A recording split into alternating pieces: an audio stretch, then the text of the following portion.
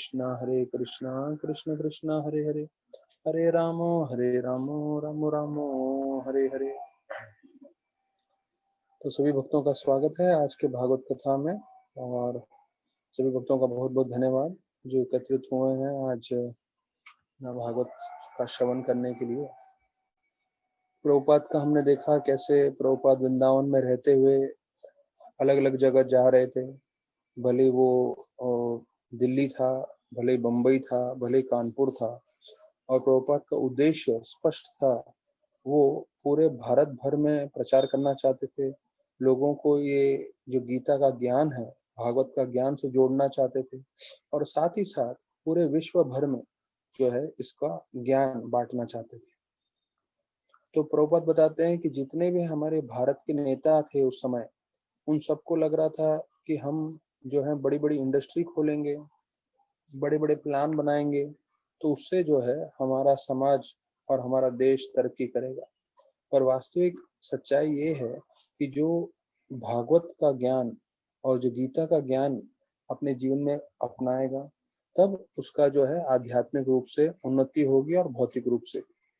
और कोई गीता का ज्ञान को बिना अपनाए जीवन में कुछ भी करने लगेगा, तो उससे जो है कामयाबी प्राप्त नहीं होगी।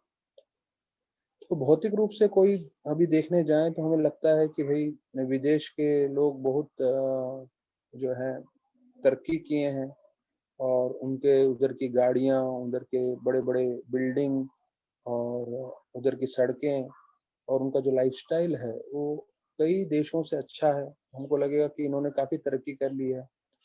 पर वास्तविक रूप में अगर आप देखें कि अगर उन्होंने इतनी तरक्की कर ली है, तो जितने भी उधर के नागरिक हैं वो संपूर्ण रूप से खुश होने चाहिए।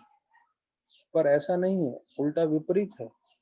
जितने भी उधर के नागरिक हैं वो पशु तुल्य लोग के समान हैं, क्योंकि वो हमेशा मांसाहार करके जी रहे हैं, और मौका मिलने पे वो लोग सब पशु के समान एक दूसरे को मारने काटने के लिए तैयार रह जाते हैं। इसलिए देखते हैं अमेरिका में सबसे ज्यादा लोग डिप्रेशन पिल्स ले रहे हैं, अमेरिका में सबसे ज्यादा लोग स्लीपिंग पिल्स ले रहे हैं। उसके मुकाबले आप भारत के लोगों को देखेंगे कि भारत में इतनी सड़कें अच्छी नहीं है, भारत में आप देखेंगे इतने अमेरिका के तुलना या लंदन की तुलना इतनी तरक्की नहीं की है भौतिक रूप से। पर आज भी एक आम भारतीय प्रसन्न है। संघर्ष सब लोग कर रहे हैं, लेकिन क्योंकि हमारी जो नींव है आध्यात्म पे स्थिर है, इसलिए आज भी वो आध्यात्म का संपर्क होने के कारण आज भी भारतीय एक विदेशी के मुकाबले काफी खुश है। तो वही चीज यहाँ पे बताया गया है। और बोलते हैं कि जो भारत है उनको अपना जो शास्त्रों का ज्ञान है वो तभी स्वीकार करेंगे जब कोई अमेरिकन और यूरोपियन वो लोग इस ज्ञान को प्राप्त करेंगे। तो प्रभुपाद बोल रहे हैं भारत वालों का आदत हो गया है भिखारी बन के रहने का, क्योंकि वो पूरे जितना समय उनका राजनीतिज्ञ का उनको ज्ञान था, हमारे नेता सब विदेश के पास जाते हैं और उनसे बोलते हैं कि आप हमारे देश में आके इन्वेस्ट करिए, आप हमारे देश में आके इंडस्ट्रियलाइजेशन करिए। तो हम सब जो है भारत जो है विदेश जा जाके भीख मांग रहा है। तो उनको लग रहा है ये लोग बहुत तरक्की किए हैं, हमें इनके जैसा बनना है। पर वास्तविक रूप में उनको लग रहा है कि अगर आध्यात्मिक ज्ञान ये विदेशी ले लेंगे तो फिर भारतीय लोग लेंगे। देखिए अभी ये भी 57-58 की बात है, इसके 7 साल के बाद प्रभुपाद अमेरिका जाने वाले हैं। और प्रभुपाद का संघर्ष शुरुआत से था, और प्रभुपाद हमेशा विदेश में भी जाके प्रचार करना चाहते थे। पर 7 साल पहले प्रभुपाद के मन में स्पष्ट था कि हमारे भारतीय इतने बेवकूफ हैं कि वो कभी अपना गीता का ज्ञान, अपना शास्त्रों का ज्ञान स्वीकार नहीं करेंगे। वो क्या करेंगे, वो विदेशी लोगों को देखते रहेंगे, उनको लग रहा है कि ये लोग ने बहुत तरक्की की है, और जब उन्होंने हमारा गीता का ज्ञान स्वीकार किया तो उनको देखते हुए ये स्वीकार करेंगे। और वही देखते हैं कि 65 के बाद, 1965 के बाद सत्य हुआ, जब अमेरिकन को लेकर आए प्रभुपाद इंडिया में, तो उनको देख के सारे इंडियंस लोग बोले अरे हाँ हाँ भक्ति करना चाहिए, ये लोग भी कर रहा है। तो प्रभुपाद अपने विदेशी भक्तों को बोलते थे ये लोग जो है सफेद हाथी के समान। तो हाथी अपने में आकर्षित होता है, लेकिन सफेद हाथी तो और आकर्षित हो जाता है। तो उसी प्रकार से प्रभुपाद बोल रहे थे ये जो सफेद हाथी है विदेशी, ये लोग जो हैं इनकी तरफ सब लोग पूरे विश्व से, पूरे भारत के लोग आकर्षित होंगे और फिर वो हमारे संस्कृति का ज्ञान समझेंगे।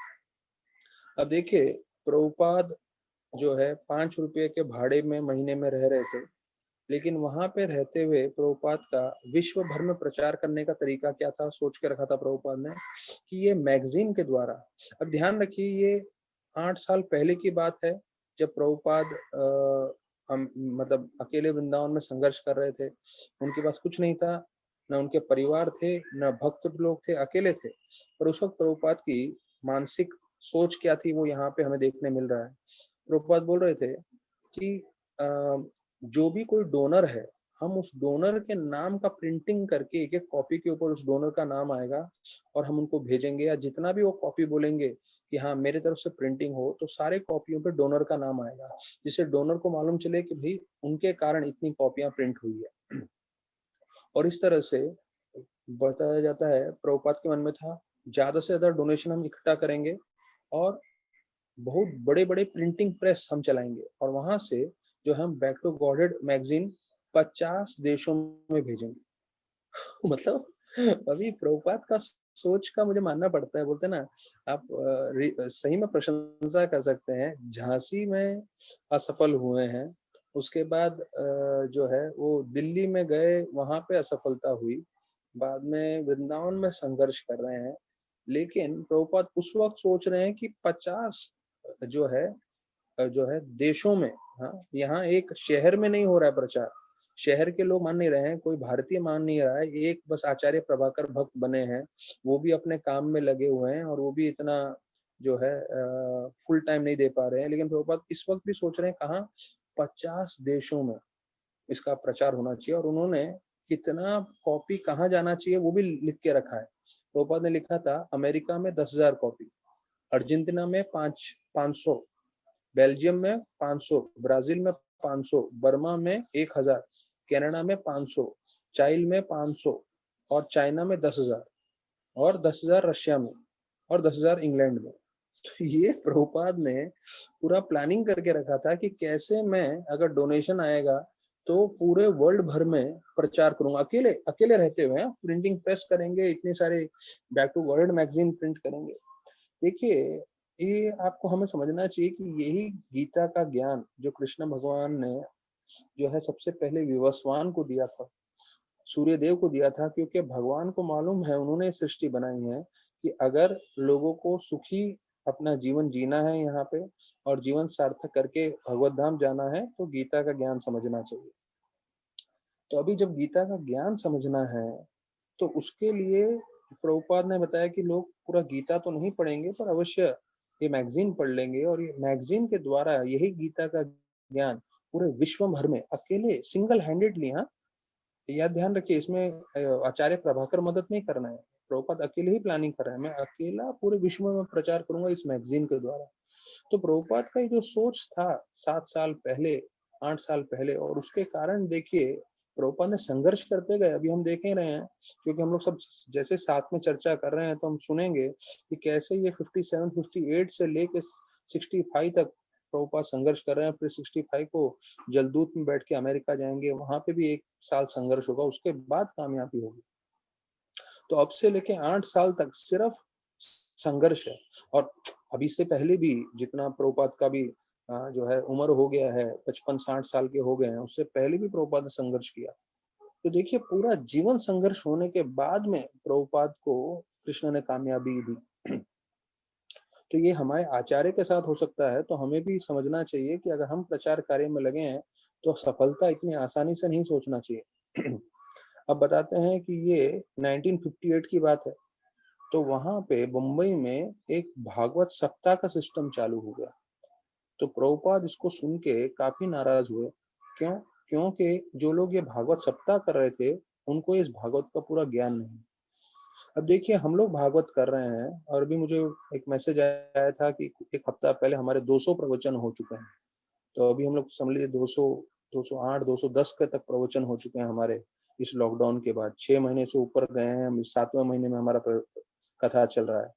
7 महीना रोज प्रवचन करने के बाद भी हम चौथे स्कंद पे ही पहुंचे हैं, जबकि मैं सिर्फ एक एक श्लोक करके नहीं ले रहा हूँ, एक एक प्रवचन में हम लोग 10-15 श्लोक तक भी ले रहे हैं, उसके बाद भी। तो सोचिए एक हफ्ते में लोग कैसे भागवत समझ सकते हैं। यहाँ तक कि ये जो कथाकार थे वो बताया जाता है कथाकार को अध्यात्म का ज्ञान था ही नहीं, पूरा पूरा गड़बड़ था उनका।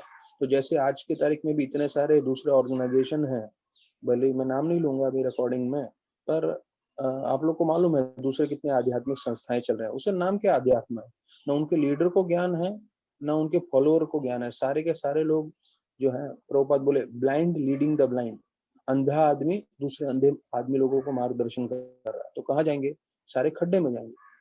तो प्रभुपाद जो है सीधा उनको चिट्ठी लिखे, जो उसके जो लीडर थे उनका नाम था रतनशी।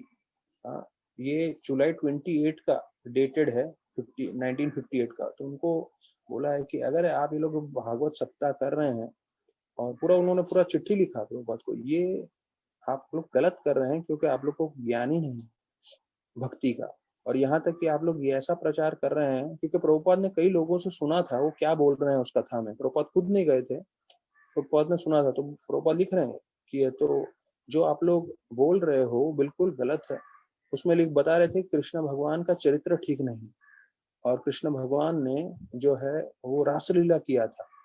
तो प्रभुपाद बोलते हैं अगर आप भागवत प्रामाणिक रूप से पढ़ोगे तो महाराज परीक्षित सुखदेव गोस्वामी को पूछते हैं और उसका पूरा वर्णन है, और बताते हैं कि क्योंकि वो साक्षात भगवान है तो कोई भी कार्य उन्होंने जो किया है वो गलत नहीं है। और जैसे आप लोग बोल रहे हैं कृष्ण भगवान का चरित्र सही नहीं है, ये नहीं है, वो सब गलत है। आप लोग सिर्फ जो है अपराध कर रहे हैं भगवान का। और फिर प्रभुपाद बोलते हैं 30 क्रमांक श्लोक में ये भी बताया गया है कि आम जनता रासलीला सुनने के लिए योग्य नहीं है, ये सिर्फ शुद्ध भक्त जो है, अब शुद्ध भक्त जो मुक्त आत्मा है वो लोग चर्चा करते हैं उसके ऊपर। और फिर बोलते हैं अगर आप रासलीला सुनने की कोशिश करेंगे तो मानो जो शिव भगवान है उन्होंने कैसे जहर पिया था, आप उसके समान जो है अनुकरण कर रहे हो। तो शिव भगवान की इतनी शक्ति थी, उन्होंने जहर पी के भी हलाहल जो है कालकूट जहर जो था वो पी के भी उन्होंने जो है उसको संभाल लिया। पर हम लोग रासलीला सुन के नहीं संभाल पाएंगे, हमारा नाश होगा। और प्रभुपाद अंत में ऐसे भी लिखे कि लीगल एक्शन लिया जा सकता है आप लोग की तरफ, क्योंकि आप गलत प्रचार कर रहे हैं, तो क्योंकि ये रिलीजियस फ्रॉड है करके प्रभुपाद बताया।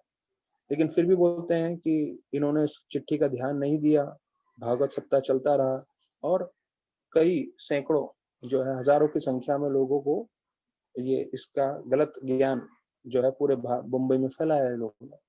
तो देखिए ये उस समय से हम देख रहे हैं और अभी भी देख रहे हैं ये चीज कि कैसे, क्योंकि हम भक्त लोग पूरा भक्ति का ज्ञान अपने जीवन में अपना नहीं रहे हैं और अपना के प्रचार नहीं कर रहे हैं, इसलिए इतने सारे दूसरे लोग बेकार चीजें का प्रचार कर रहे हैं और खुद भी धोखा खा रहे हैं और दूसरों को भी धोखा दे रहे हैं। तो हमें चाहिए कि हम जो है रोज इतना भागवत सुन रहे हैं तो वही भागवत का ध्यान हम दूसरों को भी दे सकें, और हमारा जीवन भी इससे सार्थक होगा और दूसरों का भी सार्थक, और जितना हो सके हम उसको भागवत को अपने जीवन में अपनाएं। तो यहाँ पे कल हमने सुना प्रभुपाद का एक तात्पर्य में प्रभुपाद बोलते हैं भक्ति आसान है या मुश्किल है।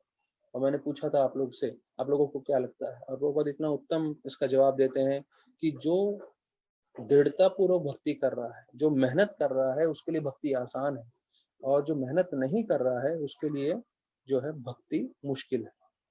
तो हमें ये चीज पकड़ के चलना है अपने जीवन में कि हमें मेहनत करते हुए आगे बढ़ना है।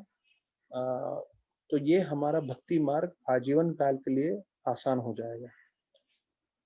तो हम लोग ने कल 35 श्लोक तक चर्चा किया, आज 35 श्लोक के आगे 36वें श्लोक में से जाते हैं। अभी ध्रुव महाराज जैसे मैंने बताया, नारद मुनि ने पहले 11 श्लोकों में उनको बताया है कि भाई आप क्यों भक्ति कर रहे हो, मतलब आप क्यों भगवान की खोज में जा रहे हो, अभी तो आप छोटे से बालक हो, ये सब भूल जाओ अपमान और वो सब, और जब बड़े हो जाओगे तब आके भक्ति करना। तो वो बोलते नहीं, और उसके इसमें वो बोलते मैं आपका आदेश स्वीकार नहीं कर सकता, आपने बहुत अच्छे शिक्षण दिए हैं पर इस वक्त मैं ये सब शिक्षण स्वीकार करने के मन में नहीं है, क्योंकि मैं क्षत्रिय हूँ। क्षत्रिय के भाव में जो मेरा अपमान हुआ है उस अपमान से मैं बहुत विचलित हूँ, तो यहाँ पे बोल रहे हैं कि आपको भले ही बुरा लगेगा कि मैं आपके शिक्षण स्वीकार नहीं कर रहा हूँ 36वें श्लोक में, पर ये मेरी गलती नहीं है, क्योंकि मैं क्षत्रिय परिवार में पैदा हुआ और मेरी सौतेली माँ सुरुचि ने मेरा हृदय भेद दिया है अपने कठोर शब्दों से। देखिए, जो पिछले अध्याय में शिव भगवान ने बताया था कि अगर कोई परिवार वाले गलत शब्द उपयोग करते हैं तो वो दुश्मन के आक्रमण से भी जो है दुश्मन के हथियारों के आक्रमण से भी ज्यादा घातकशाली होता है। ये किसने बताया था? शिव ने माता सती को। आज हम उसके बाद अगले भागवत के पहलू में हम देख रहे हैं कि कैसे माता सुरुचि ने गलत शब्द उपयोग किए और वो ध्रुव महाराज के हृदय में ऐसे भेदे हैं जैसे कोई तेज धार वाला तलवार या तीर। तो वो यहाँ बोल रहे हैं कि मेरे हृदय जो हैं भेद दिए गए हैं मेरे माता के, सौतेली माता के शब्दों से, इसलिए मैं आपके जो शिक्षण है उसको मैं अपने हृदय में स्वीकार नहीं कर सकता। तो अच्छा, प्रभुपाद इसमें बहुत बड़ा अच्छे शब्द बताते हैं, शायद आप लोग इस बात को सुन के स्वीकार करेंगे। प्रभुपाद बोलते हैं कि ऐसा बोलते हैं कि हमारा मन और हमारा हृदय एक मिट्टी का मटके के समान है। हाँ, हमारा हृदय और हमारा मन क्या है? एक मिट्टी के घड़े के समान है। अगर एक बार टूट गया तो फिर कुछ भी करें तो उसका इलाज नहीं हो सकता। हाँ, उसको वापस से आप एक साथ नहीं जोड़ सकते। मिट्टी के घड़े की बात कर रहा है। तो इसलिए ध्यान रखिए, हमें अपना मन कभी भी टूटने नहीं देना चाहिए, हमारा हृदय टूटने नहीं देना चाहिए, और विशेष रूप से वैष्णव होते हुए हमें दूसरों का हृदय कभी नहीं तोड़ना चाहिए। तो हमेशा अच्छे से आदान प्रदान करना चाहिए। तो हमारे व्यवहार में अच्छा होना चाहिए, हमारे शब्द अच्छे होने चाहिए, हमारा मन अच्छा होना चाहिए। तो मुश्किल है, लेकिन हम लोग सब अपने आध्यात्म के जीवन में शुद्धिकरण के लिए हैं। जैसे हमारे में काम, क्रोध, लोभ, मोह, मद है, तो उन सब से हमें शुद्धिकरण प्राप्त करना है। तो उसी प्रकार से हमें हमारे जिस भी जीव के साथ हम आदान प्रदान कर रहे हैं, तो उनसे आदान प्रदान करते समय हमारे हर कार्य में जो है हम नम्रता से व्यवहार करें, बहुत अति आवश्यक है। वैसे ही बोलें और वैसे ही सोचें। तो हमारे मन के विचार में, हमारे शब्दों में और हमारे शारीरिक कार्यों में, तीनों तरह से नम्रता से व्यवहार होना चाहिए, भक्तों के साथ, अभक्तों के साथ, सबके साथ। क्योंकि अगर एक बार भी किसी का हृदय या मन टूट गया, प्रभुपाद बोलते हैं, इसको वापस बनाया नहीं जा सकता। तो ये बहुत महत्वपूर्ण पॉइंट है। मैं चाहूंगा सारे भक्त इसको नोट कर लें और हमें ऐसे ही कार्य करना है जो सभी भक्त हमसे प्रसन्न हो सके। उसकी सौतेली माता सुरुचि ने बोला था, क्योंकि तुम सुनीति के गर्भ से पैदा हुए हो, और उसके कारण जो है उत्तानापाद ने ध्रुव महाराज को गोदी में बैठने नहीं दिया। तो इसका मतलब क्या था? जब गोदी में बैठने नहीं दिया तो उनकी सौतेली माता ने इसका ये भी मतलब उनको बता दिया कि तुम राजा नहीं बनने वाले हो, तुम गोदी में तुम बैठ नहीं सकते। और महाराज, उनके जो पिता थे, उन्होंने ये नहीं बोला अपनी पत्नी को तुम शांत रहो, ये मेरा बेटा है, गोदी में बैठेगा करके, और गोदी में लिया नहीं ध्रुव महाराज को। इतना बोल देते तो ये सब लफड़ा नहीं होता था। इतना सब तपस्या करना पड़ा और उन्होंने, उनका अपराध हो गया, क्योंकि उस वक्त भी उत्तानपाद चुप रहे और उन्होंने इनको करने दिया। जो भी है, सुरुचि बोल रही थी, उनको बोलने दिया और उसका प्रतिकार नहीं किया, इसलिए इतना प्रॉब्लम। दक्ष ने जो है, शिव सिर्फ बैठे हुए थे, उसको देख के उन्होंने जो है इतना बड़ा बतंगड़ बना दिया बात का, और इतना जो है अपराध ले लिया और उनको अपमान किया। और जो भी हमने पहले भाग में सुन लिया है भागवत के 4 स्कंद में, तो हम देख रहे हैं, देखिए इतनी बड़ी बड़ी प्रॉब्लम्स हो रही हैं। पूरा भागवत में उसका कथा आ रहा है। उसका शुरुआत क्या हो रहा है? छोटा सा, माता ने अपशब्द बोले और पिता कुछ नहीं बोले। तो यहाँ पे वर्णन आ रहा है कि अगर माता ने गोदी पे बैठने नहीं दिया और उसके पिता ने ये नहीं बोला ठीक है हाँ बेटा बैठ जाओ, इसका मतलब क्या है? भविष्य में वो राजा भी नहीं बन पाएंगे। क्यों राजा नहीं बन पाएंगे? जब गोदी में बैठने को नहीं दे रहे हैं तो राजा का सिंहासन पे कैसे बैठने देंगे? और उनके पिता बिल्कुल जो है असहाय होके चुप रहे। माँ के सामने, उनकी बीवी के सामने कुछ नहीं बोला उन्होंने। तो यहाँ से मुझे याद आ रहा है, श्रीमद् भागवतम में कृष्ण भगवान माता रुक्मिणी को बोलते हैं कि शिशुपाल आपके सौंदर्य के पीछे इतना पागल था कि आपके पूरे जीवन भर आपका नौकर बन के रहता था। ये कृष्ण भगवान के साक्षात शब्द हैं कि अगर कोई किसी के सौंदर्य के पीछे इतना पागल हो जाएगा तो उसका नौकर बन के फिर जीवन भर रहना पड़ता है, इतना उसके पीछे वो बोलते हैं ना, भ्रमित हो जाता है वो जीव। तो यहाँ पे भी हम देख रहे हैं, क्योंकि वो सुरुचि की तरफ इतने आकर्षित थे, उनका मुंह बंद रह गया। नहीं तो कोई भी पति के लिए अपनी बीवी को समझाना या कुछ बोलना एक आम चीज है। तो यहाँ बोल रहे हैं कि उनको राजगद्दी पे भी बैठने देने वाले नहीं थे। तो ध्रुव महाराज ने उसी वक्त जो है मन में सोच लिया, बोला इसके राजगद्दी पे नहीं बैठूंगा। और उस वक्त उनका राजगद्दी क्या था, पूरे पृथ्वी के राजा थे उत्तानपाद। तो उन्होंने सोच लिया कि ये मुझे राजा नहीं बनाएंगे तो क्या हुआ, मैं अपने परम पिता ब्रह्मा उनसे भी बड़ा राज्य प्राप्त कर लूंगा। और ब्रह्मा जी के पास 14 लोक हैं, सिर्फ पृथ्वी नहीं है, तो उससे बड़ा उनको राज्य चाहिए था, 14 लोकों से ज्यादा। तो यहाँ पे बताते हैं कि ध्रुव महाराज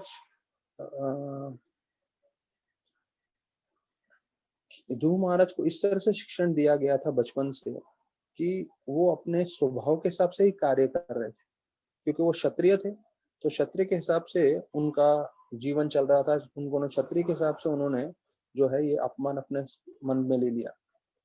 तो अभी यहाँ बोल रहे हैं कि एक जो गुरु होते हैं या टीचर या स्पिरिचुअल मास्टर, उनका ये कर्तव्य बनता है कि वो बच्चों में देखे कि इस बच्चे का क्या लक्षण है और उस लक्षण के हिसाब से उनको ज्ञान दे। देखिए आज भी कई लोग ये सिद्धांत के हिसाब से स्कूल स्थापना करने की कोशिश कर रहे हैं। तो मैं कई भक्तों को जानता हूँ जो लोग ये इसको बोलते हैं physiological nature of the kids, कि उनका मानसिक क्या उनका स्वभाव है, ये बहुत जरूरी है।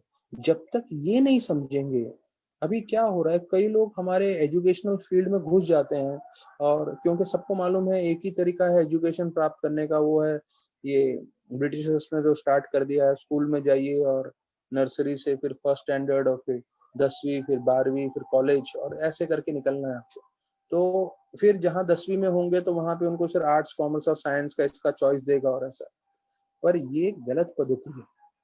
असली पद्धति ये है कि उनको ज्ञान मिलना चाहिए, जो मान्यता ज्ञान है वो सबको मिलना चाहिए, और उसके साथ जब उनका जो स्वभाव है उस स्वभाव की तरफ उनको प्रेरणा देना चाहिए, उसमें बढ़ना चाहिए। तो अगर उस स्वभाव के हिसाब से वो बढ़ेंगे तो वो बहुत प्रगति करेंगे। तो कई लोग जो हैं जिनके पास डिग्री नहीं है लेकिन फिर भी जो है वो बहुत ही कामयाब है इस दुनिया में, क्यों? क्योंकि उनको जो अच्छा लगा उन्होंने वो किया। तो जो मतलब उनकी जो प्रकृति भी थी। अभी अगर हम लोगों को पूछा जाए हमें हमें क्या हम अपनी प्रकृति कैसे पहचाने, तो देखिए हमें जो अच्छा लगता है करने के लिए तो वो हमारी प्रकृति है। तो जो 4 वर्ण है उसके हिसाब से बताते हैं कि जो वैश्य होगा उसको हमेशा पैसा कमाने में अच्छा लगेगा या बिजनेस करने में अच्छा लगेगा, तो ये वैश्य की प्रकृति है। जो उससे कम है वो लोग कहीं भी नौकरी करके संतुष्ट हो जाएंगे। जो ब्राह्मण वर्ग है उनको हमेशा जो है इंटेलेक्चुअल काम, मतलब मानसिक रूप से कार्य करते रहेंगे। जैसे प्रभुपाद बोलते हैं जो आज के तारीख में राइटर्स हैं, फिलोसोफर्स हैं या साइंटिस्ट्स हैं, ये लोग सब ब्राह्मण वर्ग के लोग हैं जो ब्राह्मण के जैसे कार्य कर रहे हैं, मतलब सोचने का मानसिक रूप से। और निश्चित रूप से आध्यात्म भी आ जाता है, जो ब्राह्मण होंगे वो आध्यात्म भी आकर्षित रहेंगे और वही कार्य करना चाहेंगे। तो ये ब्राह्मण का वर्ग है, ये वैश्य का है। हाँ, क्षत्रिय मतलब जो अपने देश की रक्षा करना चाहते हैं और वो क्षत्रिय वर्ग में आ जाते हैं। तो हमारा क्या स्वभाव है तो उसके हिसाब से हमें कार्य करना चाहिए, तो हम आराम से वो कार्य कर सकते हैं और उसमें ज्यादा मुश्किल नहीं होगा।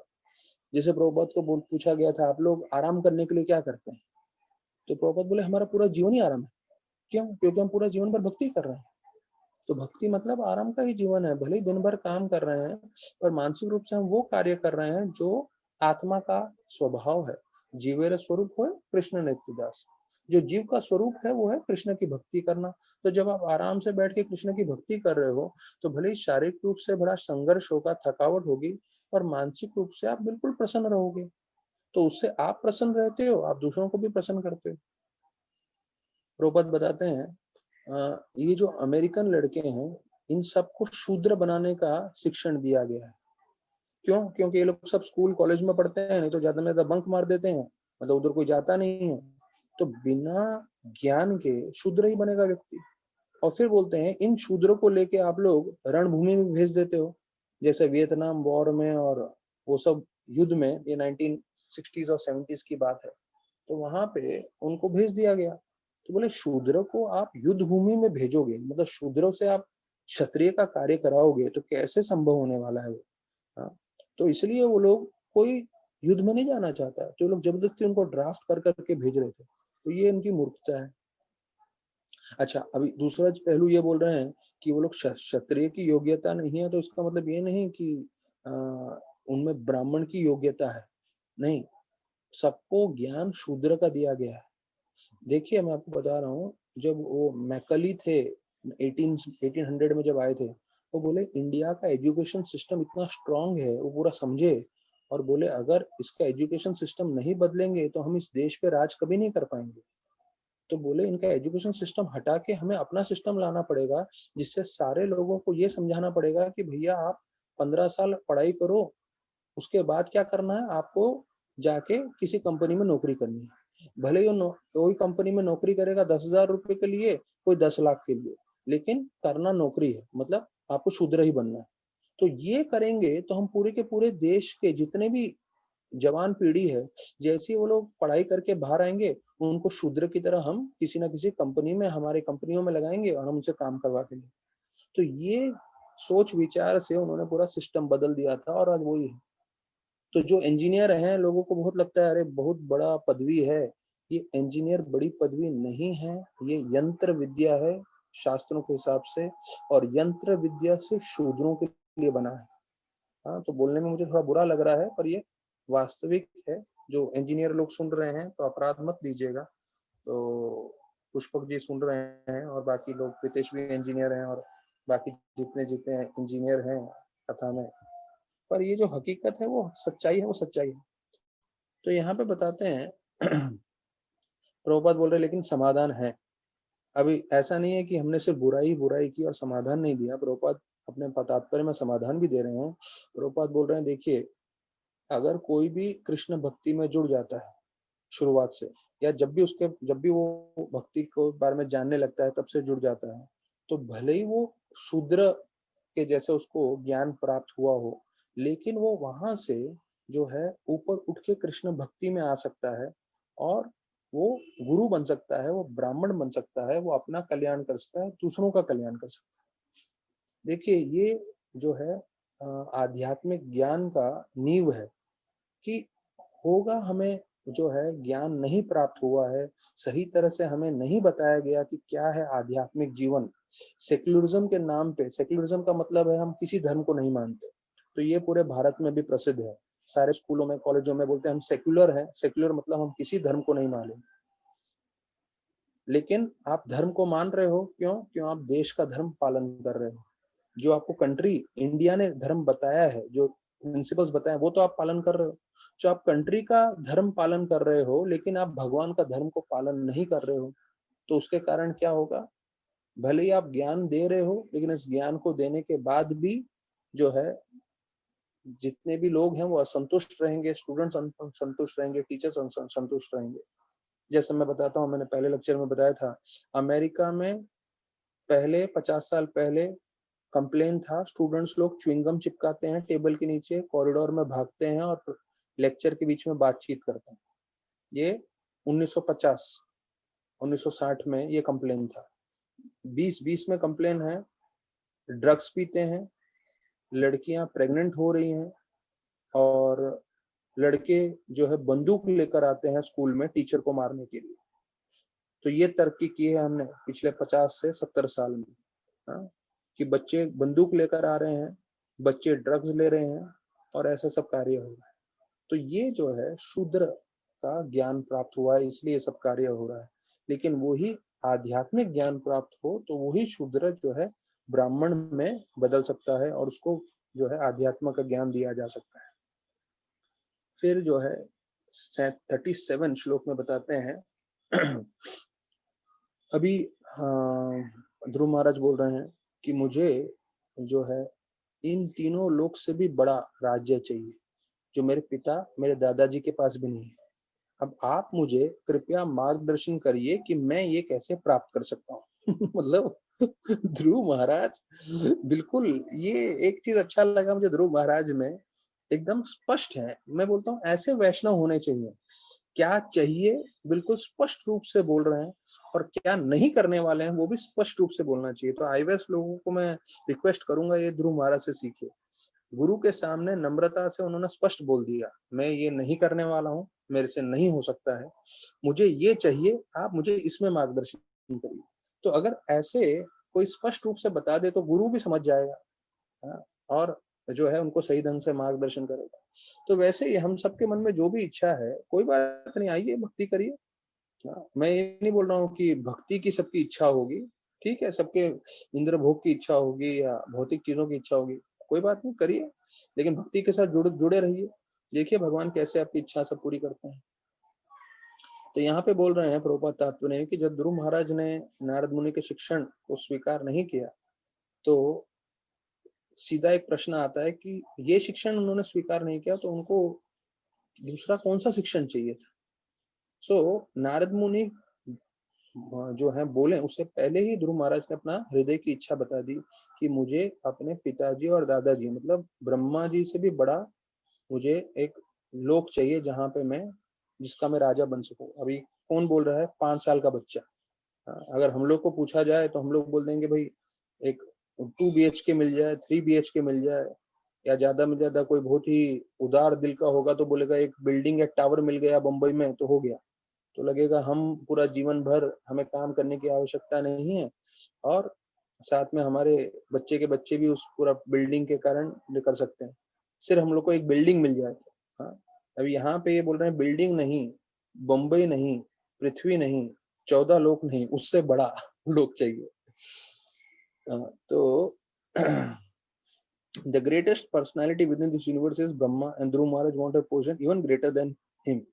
मतलब सबसे बड़े कौन है इस पूरे 14 लोकों में? ब्रह्मा, क्योंकि ब्रह्मा सबसे पहले पुत्र थे और उन्होंने पूरी सृष्टि का निर्माण किया। तो बोलते उससे भी बड़ा मुझे राज्य चाहिए।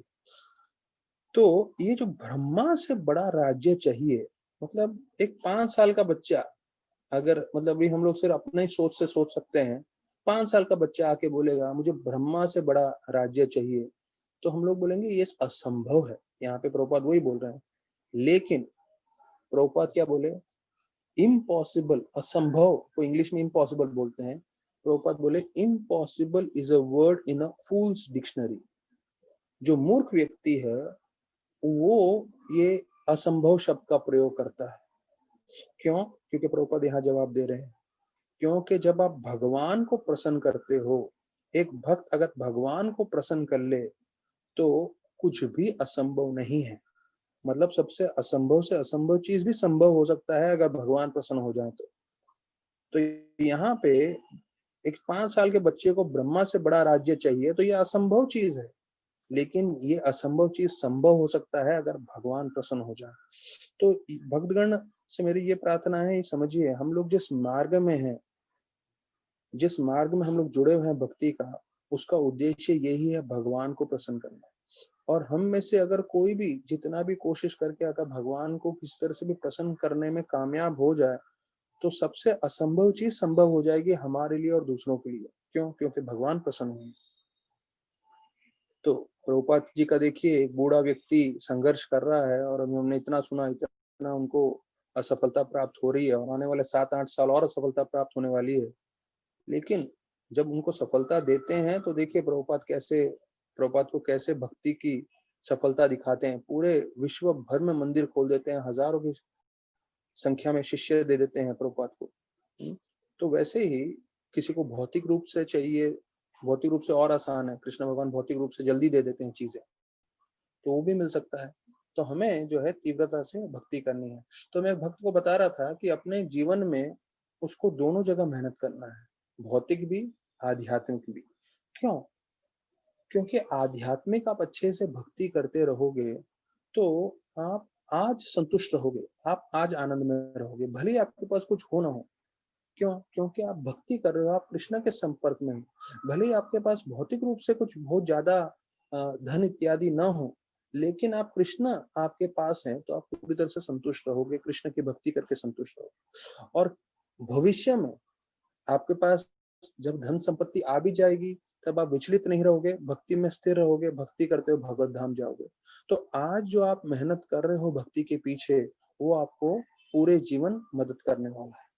और किसी कारणवश अगर कृष्ण भगवान आपके जीवन में ज्यादा भौतिक चीज नहीं देते हैं तो उसके बाद भी संतुष्ट रहना चाहिए, उसके बाद भी ये समझना चाहिए कि मेरे कर्म है जिसके कारण मुझे नहीं मिल रहा है, पर मेरा कर्म कुछ भी हो, मैं अपने जीवन भर जो है भगवान की तीव्रता से भक्ति करता रहूंगा या करती रहूंगी।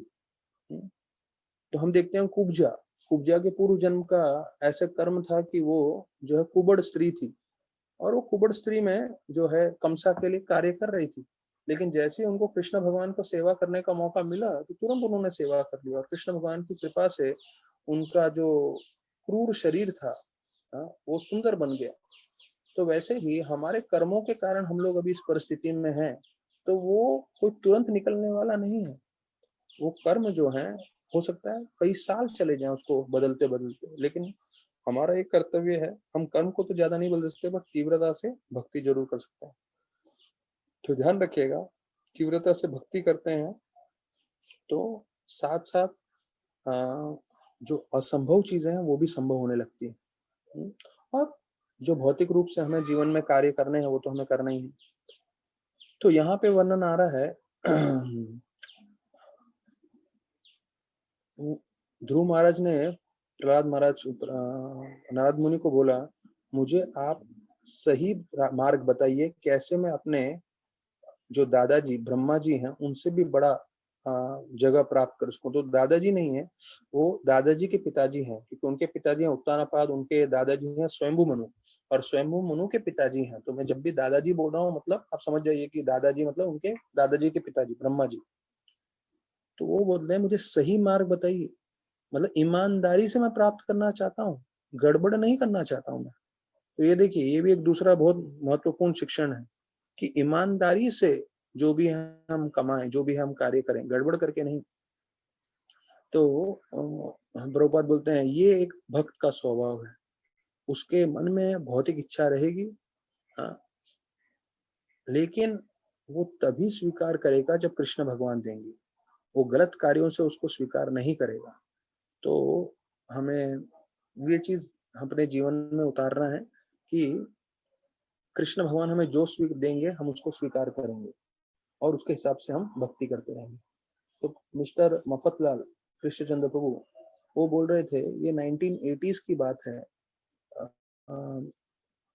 एक ऐसा बिजनेस ऑफर था जो उसमें 1980s की बात है, उसमें कुछ करोड़ रुपए कमाने का अवसर था, क्योंकि वो लोग पहले ही बहुत बड़े बिजनेस स्केल पे थे। 1980s में मफतलाल बिजनेस का भी बड़ा नाम था। तो वो अर्थ फोरम में बोल रहे थे, तो मैं उस क्लास में बैठा था तो मैं सुन रहा था। तो मैं आप लोग को यहाँ पे बता रहा हूँ कि ऑनेस्ट तरीके से पैसे कमाने चाहिए, ईमानदारी से, गड़बड़ नहीं करना चाहिए, गलत तरीके से नहीं। तो प्रभुपाद बोलते हैं he doesn't wanted an exalted position by hook और बाय क्रुक, मतलब किसी तरह से भी मुझे इतना बड़ा पदवी चाहिए नहीं, ईमानदारी से चाहिए, ऑनेस्ट मीन्स। तो मफतलाल जो है ऋषिकेश मफतलाल कृष्ण वो बता रहे थे कि 1980s की बात है, कोई ऐसा बिजनेस ऑफर था जिसमें करोड़ों रुपए कमाने का ऑफर था। अच्छा, ये गलत नहीं था, गलत नहीं था मतलब इट वाज नॉट, इंग्लिश में मैंने सुना था तो इंग्लिश में मैं आप लोगों को बताता हूँ, it was not illegal. Illegal मतलब रूल्स के हिसाब से गलत नहीं था, लेकिन वो अनएथिकल था। अनएथिकल था मतलब कहीं ना कहीं किसी का पैसा गड़बड़ करके उनको पैसा आने वाला था वो। तो उनके पिताजी ने मफतलाल को, ऋषिकेश मफतलाल कृष्णचंद्र को जो है साथ में बैठाया और बोला कि इसमें करोड़ों रुपए का मुनाफा है, लेकिन और ये जो है इलीगल भी नहीं है, मतलब गलत कार्य नहीं है, लेकिन अनएथिकल है। अनएथिकल मतलब ये सही तरीके से हम पैसे नहीं कमाने वाले हैं, ये है। इसलिए मैं इस बिजनेस में नहीं पढ़ रहा हूँ, और मैं आपको ये शिक्षण देना चाहता हूँ कि आप भी भविष्य में जब भी बिजनेस करें तो ईमानदारी से पैसा कमाइएगा, ऐसा गलत कार्य करके पैसा मत कमाइएगा।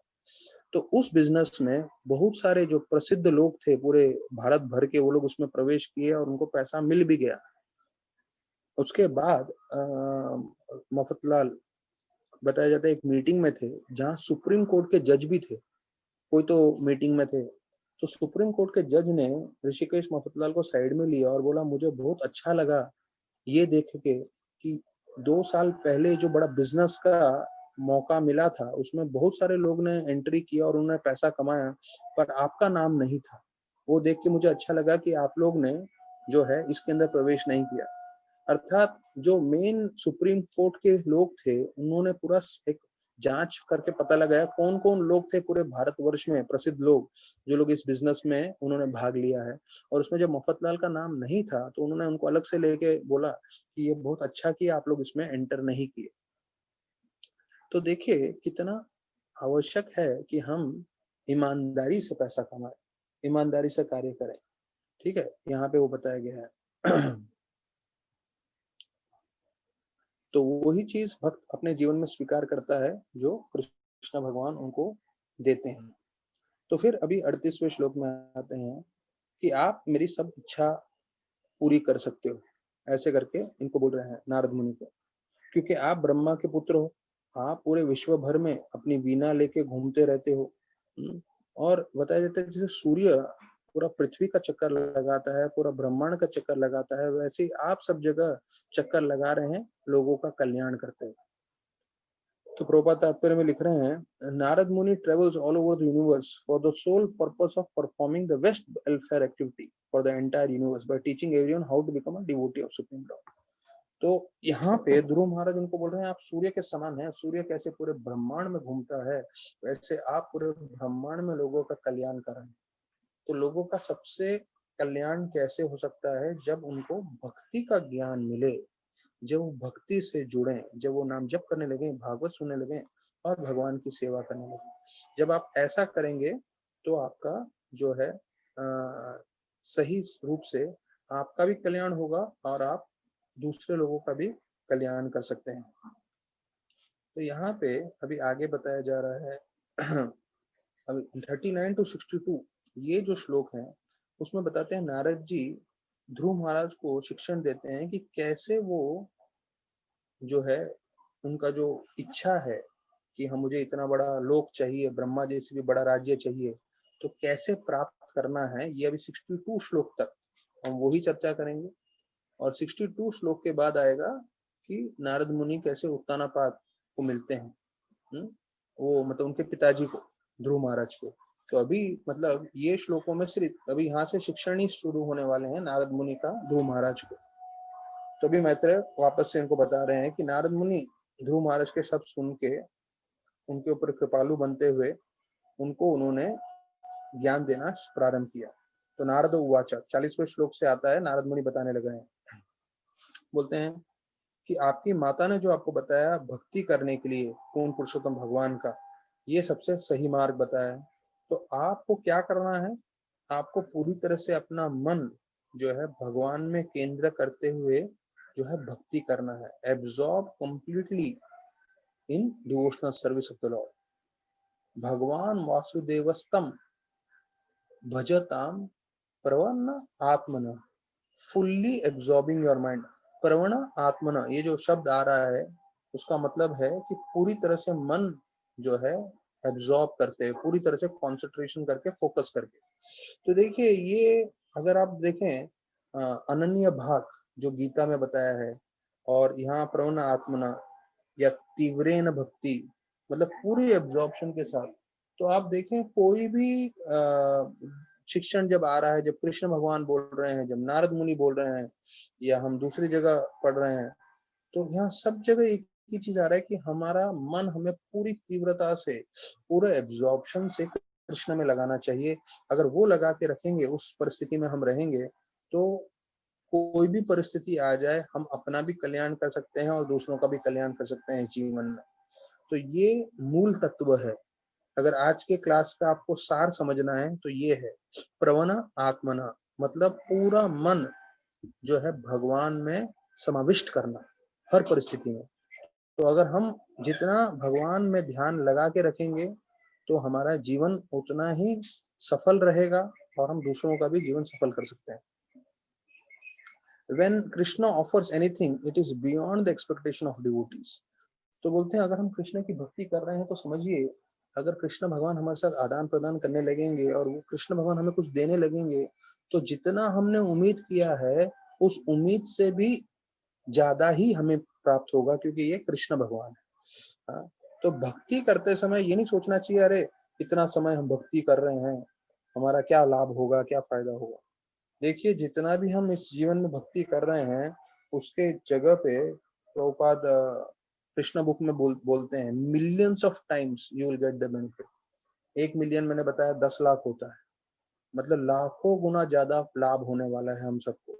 तो जो हम भागवत कथा सुन रहे हैं, जो हम जप कर रहे हैं, तो हमें लग रहा होगा कि हाँ थोड़ा परिश्रम है, थोड़ा समय दे रहे हैं, पर इसके बदले में आपको लाखों गुना लाभ होने वाला है। तो यहाँ पे नारद मुनि को भगवान करके संबोधित किया गया है। प्रभुपाद आखिरी पैराग्राफ में बोल रहे हैं 40वें श्लोक में, क्यों? क्योंकि वो किसी भी जीव को आशीर्वाद दे सकते हैं और उस आशीर्वाद से जो भी उस जीव की इच्छा है वो पूरी हो सकती है। तो देखिए, ये एक शुद्ध भक्त की शक्ति होती है। अगर शुद्ध भक्त कुछ भी आशीर्वाद दे दे तो भगवान उस भक्त से इतने प्रसन्न है कि उन्होंने एक भी वाक्य बोला तो भगवान उनका वाक्य को पूरा कर देते हैं। तो जैसे प्रभुपाद जी ने इतना पूरा भागवतम लिखा है, एक भी वाक्य आपको गलत नहीं मिलेगा। हम उसी के तात्पर्य पढ़ रहे हैं, और जितने श्रोतागण हैं, किसी को लग रहा है कुछ, उनको कोई प्रश्न है, ये है, तो कभी पूछ सकते हैं। और जो है कभी हम समय दे सकते हैं।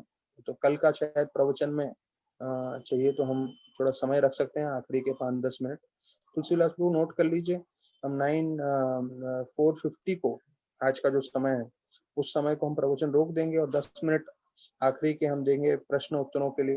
तो जिन भक्तों को कुछ प्रश्न उत्तर है तो वो अपना लिख के मेरे को व्हाट्सअप कर सकते हैं या ऑनलाइन पूछ सकते हैं। तो कल हम थोड़े प्रश्न भी पूछ लेंगे, क्योंकि इतने दिनों से हम कथा करते जा रहे हैं, लोगों को मौका नहीं मिल रहा कोई प्रश्न पूछने का।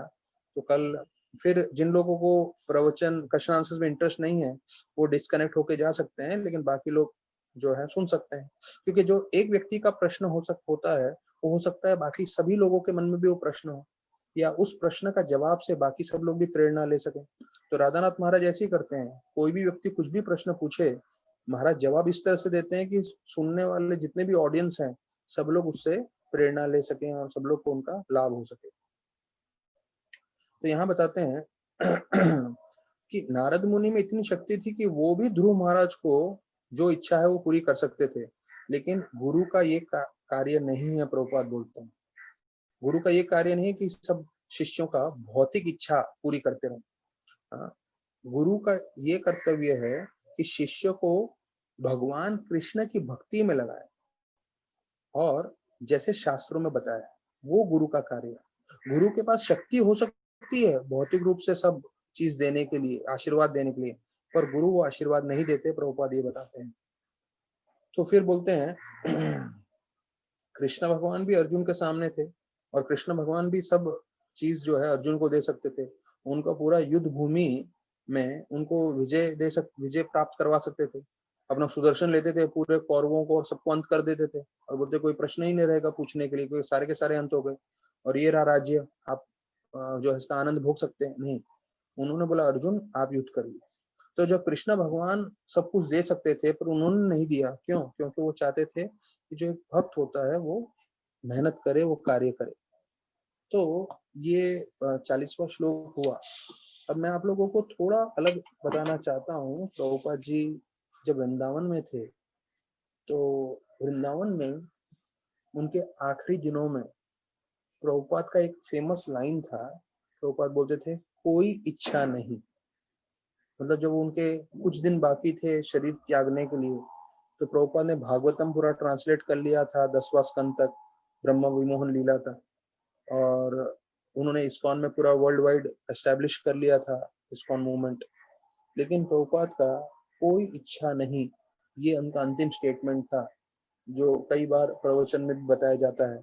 तो हमें भी उस स्तर पे पहुंचना है, कोई इच्छा नहीं, या कम से कम हमें मालूम चलना चाहिए कि अगर अंतिम समय हमें निकट दिख रहा हो तो हमारे मन में हमें और इच्छाओं को बढ़ाना नहीं है, पर कोई इच्छा नहीं, ऐसा करके हमें सारी इच्छाएं जो है खत्म करनी है, बंद करनी है। जो आध्यात्मिक इच्छा है वो हमें कर लेना चाहिए, और भौतिक इच्छाएं कम से कम रखें, तो ही हम जीवन में सफल रह सकते हैं। तो यहाँ पे फिर बताते हैं, एक बार ये इसमें चल रहा था प्रेरणा में, क्वेश्चन आंसर चल रहा था राधानाथ महाराज के साथ। तो एक व्यक्ति, एक लड़का था, उसने प्रश्न पूछा। तो प्रश्न पूछने के बाद महाराज ने बोला तुम्हारा नाम क्या है? तो ये साउथ इंडियन लड़का था, इसका नाम था कृष्णा रेड्डी। ये साउथ इंडियन लोग का नेम होता है रेड्डी करके, तो उसका नाम था कृष्णा रेड्डी। तो महाराज ने उस वक्त उसको पूछा, तुम कृष्णा के लिए रेडी हो गया? तो बोले नहीं। माइक पे बोलता है नहीं। तो महाराज बोले लेकिन हम लोग कृष्णा के लिए रेडी हैं। हाँ, तो नाम है कृष्णा रेड्डी, पर कृष्ण भक्ति के लिए रेडी नहीं है लोग। तो यहाँ पे फिर बताया जाता है परीक्षित महाराज का, देखिए हम लोग हमेशा सोचते हैं हम लोग भक्ति में आ गए, सब अच्छा होना चाहिए, लेकिन आप लोग को थोड़ा मैं नेगेटिव चीजें भी बताता हूँ जिससे आप मानसिक रूप से तैयार हो जाएं। अगर कुछ नेगेटिव हो तो हम पूरी तरह से, हम भक्ति से हिलने नहीं चाहिए, हम भ्रमित नहीं होने चाहिए।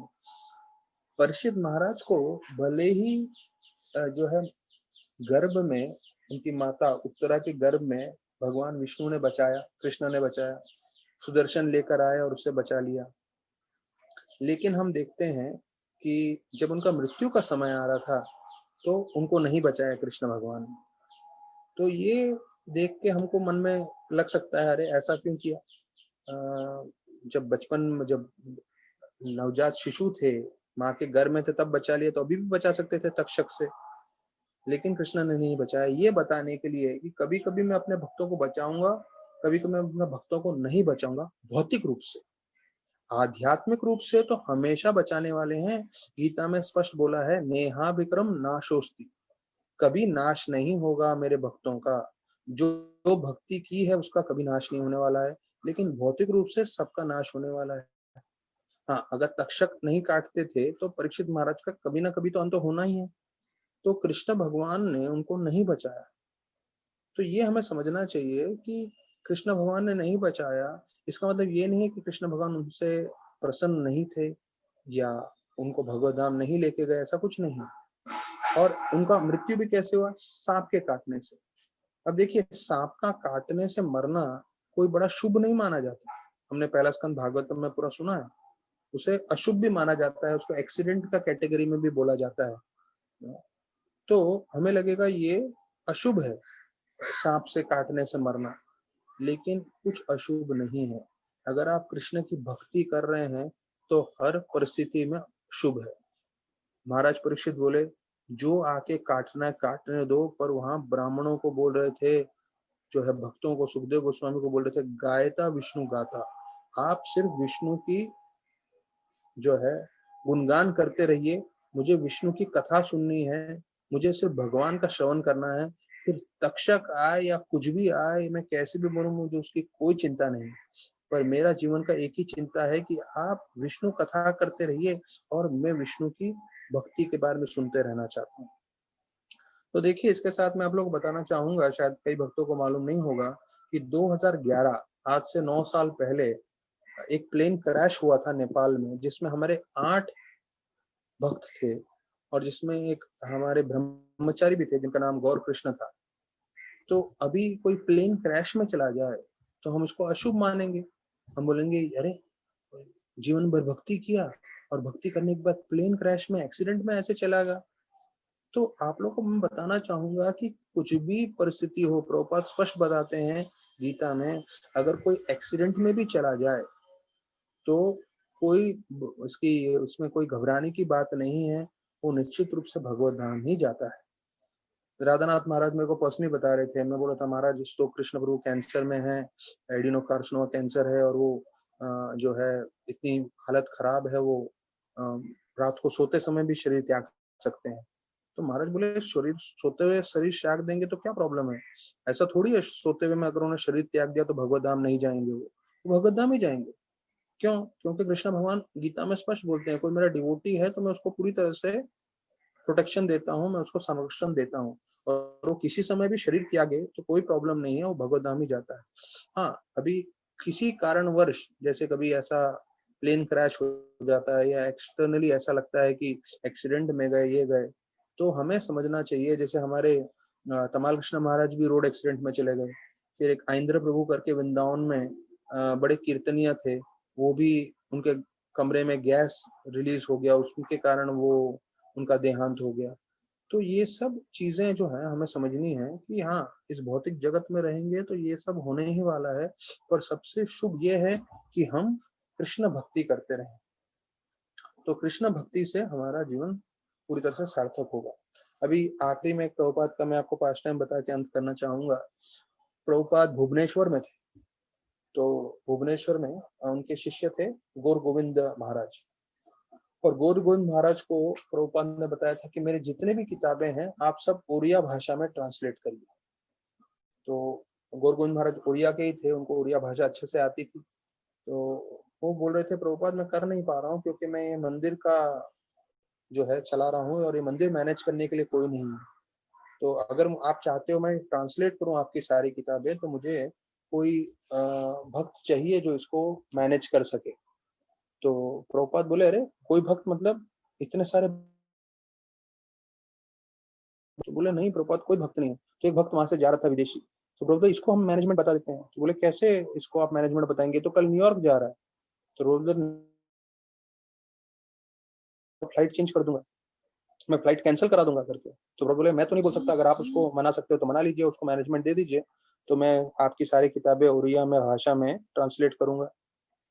तो अभी ये सुन के जो है ये सुन के प्रभुपाद ने उस भक्त को जो न्यूयॉर्क जाने वाला था उसको मैसेज दिया। तो अभी देखिए सब लोग भक्ति करते हैं, तो भक्ति करने से थोड़ा परमात्मा हमें अंदर से मार्गदर्शन करता है। तो इस भक्त को समझ में आ गया कुछ तो आ रहा है, प्रभुपाद ने बुलाया है मतलब। तो जैसे हमें भी कभी काउंसलर का फोन आता है या कुछ आता है तो हम समझ जाते हैं कुछ तो काम आया है तभी बुलाया है, या फोन आया है या किसी काम के लिए बुला रहे हैं। तो हुआ ये, प्रभुपाद ने उनको बोला कि मैं चाहता हूँ आप यहाँ का मैनेजमेंट देखिए और यहाँ आप सेटल हो जाइए करके, मतलब यहाँ पे आप काम करिए। तो भक्त पूरा भ्रमित हो गया। तो बोला प्रभुपाद मैं तो कल न्यूयॉर्क जा रहा हूँ और वहां पे मेरा सेवा है करके। तो प्रभुपाद बोले मैं बोल रहा हूँ आप वो सेवा भूल जाइए, आप यहाँ करिए। बोले नहीं नहीं प्रभुपाद, वो जो उधर का जो डिपार्टमेंट है मेरे लिए खास बनाया है न्यूयॉर्क टेम्पल में। तो बोले मैं किसी और को वहां पे इंचार्ज बना दूंगा उस डिपार्टमेंट का, आप चिंता मत करिए, आप यहीं पे रह जाइए। तो फिर वो बिल्कुल घबरा गया, बोला प्रभुपाद तो बिल्कुल अभी ऐसा बोल रहे हैं कि मैं यहीं रुक जाऊं, यहीं रुक जाऊं। तो प्रभुपाद को बोलने लगा प्रभुपाद मेरी यहाँ तबियत बहुत खराब हो जाती है भारत में। तो प्रभुपाद बोले देखो आप यहाँ पे ज्यादा समय रहोगे तो आपका शरीर यहाँ का क्लाइमेट के साथ एडजस्ट करेगा। तो आप यहाँ पे रहोगे तभी तो आपको बॉडी एडजस्ट होगा, तो आप यहीं रहिए। और जो आपका तबियत खराब हो रहा है उसके लिए मैं आपको खुद लिख के दूंगा, आपको क्या खाना चाहिए क्या नहीं खाना चाहिए, उसकी ताकि आपकी तबियत अच्छी रहेगी। तो और भ्रमित हो गया कि प्रभुपाद मान ही नहीं रहे हैं, मैं कुछ भी बोल रहा हूँ उसको उड़ाते जा रहे हैं। फिर प्रभुपाद बोले मैं यहाँ के कार्य नहीं कर सकता क्योंकि यहाँ का जो जीबीसी है उसके साथ मेरा नहीं बनता करके उन्होंने ऐसा बोला। तो प्रभुपाद बोले मैं आज ही जो जीबीसी है उसको चेंज कर रहा हूँ यहाँ से। हाँ, तो वो अभी अभी क्या है, प्रभुपाद के सामने पूरे बौखला जा रहे थे, वो उनको समझ में नहीं आ रहा था। तो अंतिम में उन्होंने सबसे मुख्य चीज बोल दिया जो हमें लगता है कि जब भी हम ये बोलते हैं तो हर सेवा हट जाती है। उन्होंने बोला प्रभुपाद को प्रभुपाद मैं यहाँ रहता हूँ, इतना काम में व्यस्त रहता हूँ तो मेरे को 16 माला करने का समय नहीं मिलता है। तो प्रभुपाद ने बोला, उसका भी जवाब दे दिया प्रभुपाद ने। प्रभुपाद ने बोला दिन भर आप भगवान की सेवा में लगे हो तो आपको माला क्यों करना है, बिना माला किए भी आप भक्ति कर सकते हो। तो भक्तों को इससे प्रेरणा नहीं लेना चाहिए और ये नहीं सोचना चाहिए कि चलो मैं रिकॉर्ड कर लेता हूँ। प्रभुपाद ने भुवनेश्वर में ये बोला था बिना माला किए भी आप प्रगति कर सकते हैं, वो प्रभुपाद ने विशेष रूप से एक भक्त के लिए बोला था, पर हमें इससे ज्यादा प्रेरणा नहीं लेनी चाहिए। हमें अपना 16 माला करना चाहिए। तुलसी विलास प्रभु एक फोटो दिखाइए जो मैंने आपको आज व्हाट्सएप पे भेजा था। ये विशेष रूप से फोटो है जो मैंने कल जिसके बारे में चर्चा किया था। कैसे बचपन में आपके पास जो है ये देखिए, इसको थोड़ा एनलार्ज करेंगे तो आपको दिखेगा कैसे बचपन में आपके पास समय रहता है, शक्ति रहती है और पैसा नहीं रहता। फिर जवानी में आपके पास पैसा रहता है, शक्ति रहती है पर समय नहीं रहता। और बुढ़ापे में आपके पास समय रहता है, पैसा रहता है पर शक्ति नहीं रहती। ऊपर लिखा है रियल स्टोरी ऑफ लाइफ। तो ये नित्यानंद प्राण प्रभु ने रखा था, तो उनके में से मैंने कॉपी पेस्ट करके लगा दिया। तो ये हमें कभी भी भोग करने ज्यादा देने वाला है नहीं, और वो प्रकृति बना भी नहीं है भोग करने के लिए। तो हमारा उद्देश्य ये रहना चाहिए कि भाई किसी भी परिस्थिति में है, अच्छे से भक्ति करिए। भले ही आप बचपन में हैं, जवानी में हैं, बुढ़ापे में हैं, तीनों समय आप भक्ति करेंगे और उसके लिए समय निकालेंगे तो पैसा भी आएगा, कृष्ण भगवान आपकी शक्ति भी बनाए रखेंगे। तीनों समय में समय, पैसा और शक्ति, भले इस ग्राफ में अलग अलग दिख रहा है क्योंकि ये भौतिक तरह से बताया गया है, लेकिन आध्यात्मिक तरह से आपको पैसा भी रहेगा, शक्ति भी रहेगी और समय भी रहेगा। और मैं बहुत सारे इसके उदाहरण दे सकता हूँ, पर अभी ये फोटो से आज समाप्त करेंगे। हम आज का प्रवचन विराम देंगे और कल हम लोग मिलते हैं ठीक 4 बजे। बहुत बहुत धन्यवाद सभी भक्तों का। हरे कृष्ण।